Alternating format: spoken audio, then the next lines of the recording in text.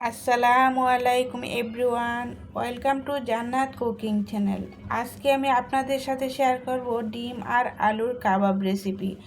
আশা করছি রেসিপিটা সকলের কাছে খুবই ভালো লাগবে এবং সহজও লাগবে।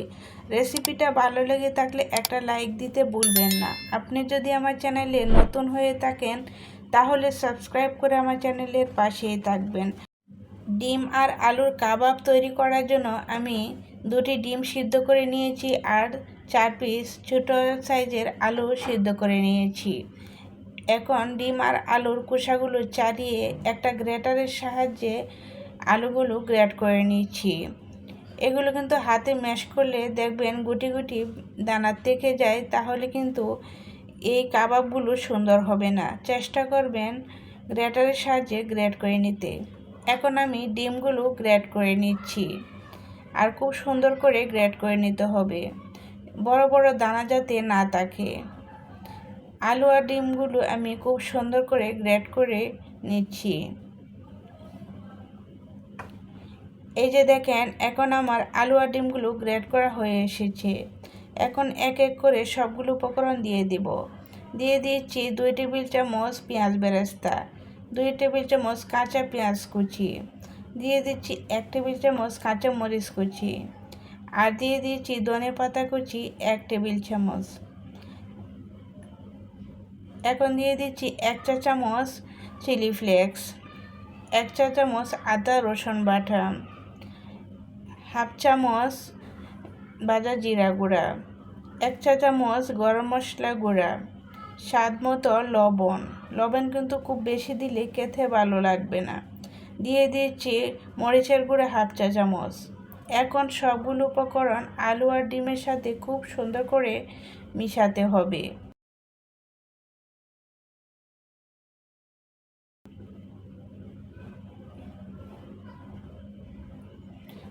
এখন কাবাব তৈরি করার জন্য বাইন্ডিংয়ের জন্য দিয়ে দিচ্ছি 1/4 কাপ ময়দা।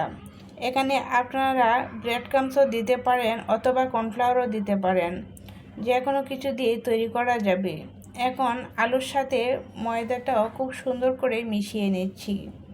মিশানোর কাজটা খুব সুন্দর করে নিতে হবে। এখন আমি খুব ভালো করে মিশিয়ে নিচ্ছি যাতে সবগুলো উপকরণ খুব সুন্দরভাবে একসঙ্গে মিশে যায়। এখন আমি কাবাবের শেপ দিয়ে নেব। আর দেখেন মিশ্রণটা কত বেশি সুন্দর হয়েছে, দেখতে খুবই ভালো লাগছে। এখন হাতে তেল লাগিয়ে নিচ্ছি। 2 হাতে আমি অল্প একটু তেল লাগিয়ে অল্প একটু মিশ্রণ হাতে নিয়ে এরকম গোল গোল শেপ দিয়ে নিচ্ছি। প্রথমে গোল করে নিতে হবে, তাহলে কিন্তু কাবাবগুলো ফেটে যাবে না। উপরে যদি ফাটল থাকে তাহলে কিন্তু কাবাবগুলো ভাজার সময় ফেটে যেতে পারে। খুব সুন্দর করে গোল করে অল্প একটু চ্যাপ্টা করে দিয়েছি। কাবাব কিন্তু একটু মোটায় রাখতে হয়। আরও একটা কাবাব তৈরি করে দেখাচ্ছি। অল্প একটু মিশ্রণ হাতে নিয়ে গোল শেপ দিয়ে নিচ্ছি। খুব সুন্দর করে কিন্তু গোল শেপটা দিয়ে হালকা একটু চ্যাপ্টা করে দিতে হবে। এই তো আমার 2টি কাবাব তৈরি করা হয়ে গিয়েছে। আবারও অল্প একটু মিশ্রণ হাতে নিয়ে খুব ভালো করে গোল শেপ দিয়ে নিচ্ছি, আর যাতে উপরে কোনো ফাটল না থাকে এরকমভাবে গোল শেপ দিয়ে নিতে হবে। হাতের তালুতে এরকম ঘোরালেই দেখবেন খুব সুন্দরভাবে গোল শেপটা হয়ে যাবে। আর তেল লাগিয়ে নিলে খুব সুন্দরভাবে তৈরি করা যায়, হাতে লেগে আসবে না। অল্প একটু চ্যাপ্টা করে দিয়েছি। দেখেন কাবাবগুলো খুব সুন্দর করে আমি তৈরি করে নিয়েছি। এখন এগুলো তেলের মধ্যে দিয়ে ভেজে নেব। চুলায় একটি প্যান বসিয়ে দিয়েছি, পর্যাপ্ত পরিমাণ তেল দিয়ে তেলটা খুব ভালো করে গরম করে নিয়েছি। এখন এক এক করে কাবাবগুলো দিয়ে দিচ্ছি। চুলার আঁচ কিন্তু মিডিয়ামে রেখে কাবাবগুলো ভেজে নিতে হবে। চুলার আঁচ কমিয়ে রাখলে কাবাবগুলো দেখবেন খুলে যেতে পারে।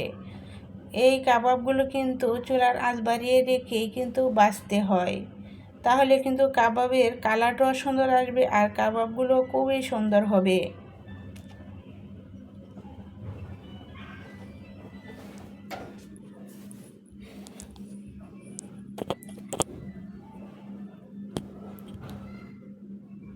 চুলার আঁচটা মিডিয়ামে রেখে আমি কাবাবগুলো উল্টিয়ে দিচ্ছি। কিছুক্ষণ হয়ে যাওয়ার পর কিন্তু কাবাবগুলো উল্টিয়ে দিতে হবে। বারে বারে কিন্তু উলটপালট করা যাবে না, তাহলে কাবাবগুলো খুলে যাবে।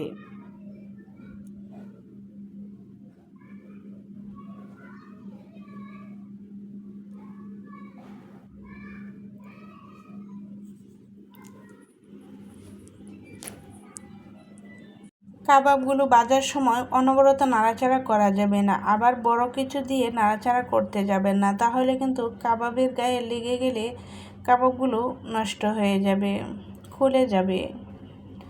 ছোটো একটা কিছু দিয়ে কাবাবগুলো অনবরত নাড়াচাড়া করে ভেজে নিতে হবে, আর খুব বেশি নাড়াচাড়া করা লাগবে না।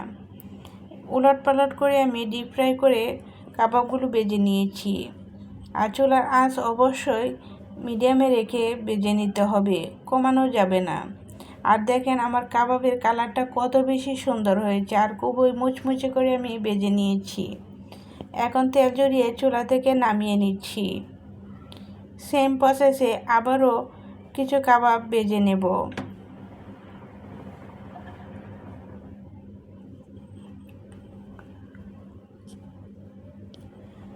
সবগুলো কাবাব আমি একই প্রসেসে ভেজে নিয়েছি। আর দেখেন কাবাবের কালারটা কত বেশি সুন্দর হয়েছে, আর খুবই মুচমুচে হয়েছে। সব সময় একই ধরনের খাবার না খেয়ে মাঝে মধ্যে ভিন্ন আইটেম কিছু খাবার খেলে দেখবেন অনেক বেশি ভালো লাগে। আর এই কাবাবগুলো কিন্তু ঝটপট তৈরি করে নেওয়া যায়, খেতেও কিন্তু অনেক বেশি মজার হয়। এই কাবাবগুলো কিন্তু মাংসের কাবাবের চেয়ে কোনো অংশেই কম নয়।